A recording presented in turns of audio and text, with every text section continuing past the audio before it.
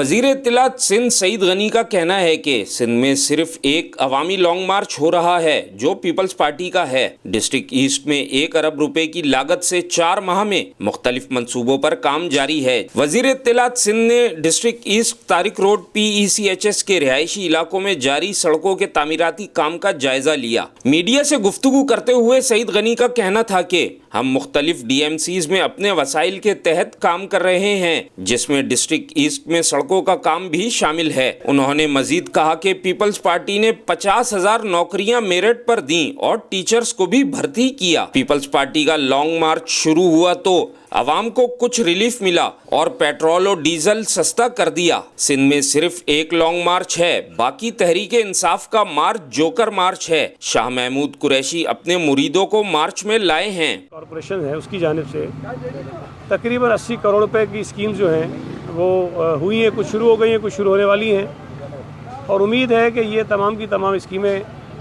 इसी माली साल के अंदर यानी कि जून से पहले मुकम्मल हो जाएंगी।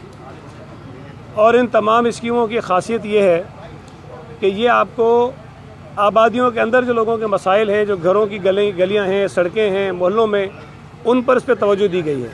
जहाँ हम आज खड़े हैं आप देखें कि ये सड़क काफ़ी अरसे से नहीं बनी थी और यहाँ आसपास चारों तरफ आबादियाँ हैं, घर हैं।